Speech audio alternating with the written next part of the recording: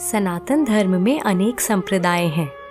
इन संप्रदायों की बात करने से पहले संक्षेप में जानते हैं धर्म क्या है। धर्म का वास्तविक अर्थ है दायित्व या भगवान द्वारा बताए गए नियमों का पालन करना। इन नियमों का पालन करना ही वास्तव में धर्म है। धर्म हमारे स्वभाव में ही होता है। कालांतर में धर्म का अर्थ इसके वास्तविक अर्थ से बिल्कुल अलग कर दिया गया। ग्रंथों में उल्लेखनीय है कि भगवान द्वारा जो नियम बताए गए हैं, इस दृष्टिकोण से सनातन धर्म ही वास्तविक धर्म है। सनातन धर्म में प्रमुख 4 संप्रदाय बताए गए हैं, परंतु कहीं कहीं पर 5 संप्रदायों का भी उल्लेख मिलता है। तो आइए सबसे पहले समझते हैं संप्रदाय क्या है। संप्रदाय और धर्म में बहुत अंतर है, या फिर यूं कहें कि दोनों में कोई समानता नहीं है। धर्म का अर्थ जैसा कि हम आपको अभी बता चुके हैं, व्यक्ति का स्वभाव, उसकी प्रवृत्ति, उसका दायित्व और भगवान द्वारा बताए गए नियम का पालन करना है। वहीं संप्रदाय एक मत है जिसे एक व्यक्ति विशेष द्वारा संचालित किया जाता है। विभिन्न संप्रदायों का उद्देश्य तो एक ही है, परंतु उनके पथ अलग हैं।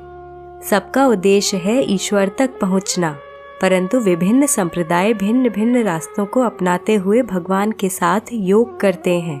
दोस्तों, यहाँ हम केवल सनातन धर्म के संप्रदायों की बात कर रहे हैं। कृपया इस जानकारी को किसी और धर्म या संप्रदाय से जोड़कर ना देखें। इस वीडियो में हम 5 संप्रदायों का वर्णन करेंगे।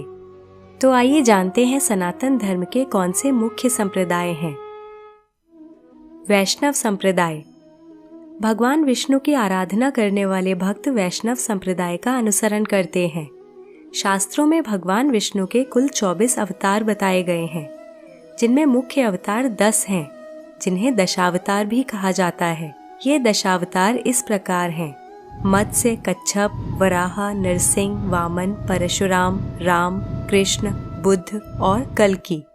सनातन धर्म की पुस्तकों जैसे ईश्वर संहिता, विष्णु संहिता, महाभारत, विष्णु पुराण, रामायण और वेदों में ऋग्वेद में वैष्णव विचारधारा का वर्णन मिलता है।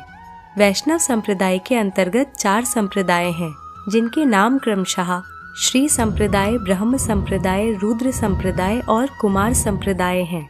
इनके अतिरिक्त इस संप्रदाय के बहुत से उप संप्रदाय भी हैं, जैसे सखी, वैरागी, राधा वल्लभ, गौड़िये, रामानंद, दास आदि। वैष्णव मुख्यतः श्री राम और कृष्ण की आराधना करते हैं।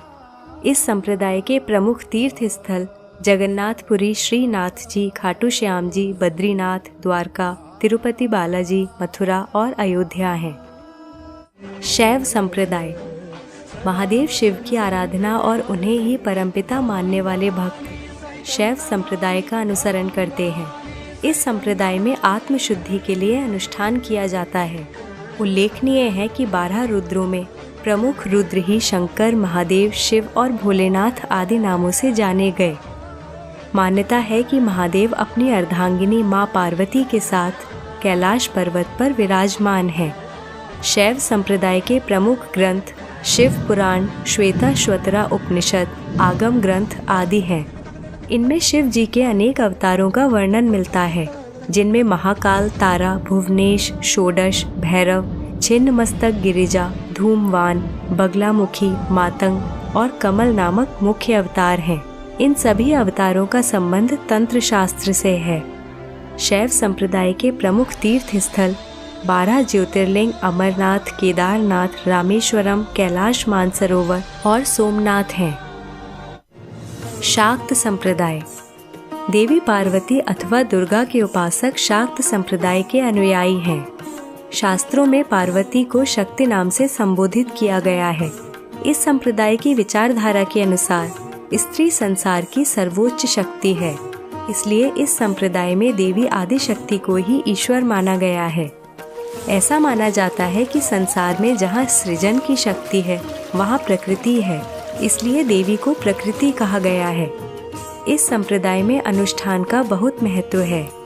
शाक्त संप्रदाय का प्रमुख ग्रंथ श्री दुर्गा भागवत पुराण है, जिसके अंतर्गत दुर्गा सप्तशती भी आता है। दुर्गा सप्तशती का पाठ बहुत महत्वपूर्ण बताया गया है। अधिकांश लोग नवरात्रि में सप्तशती के अध्यायों का पाठ अवश्य करते हैं।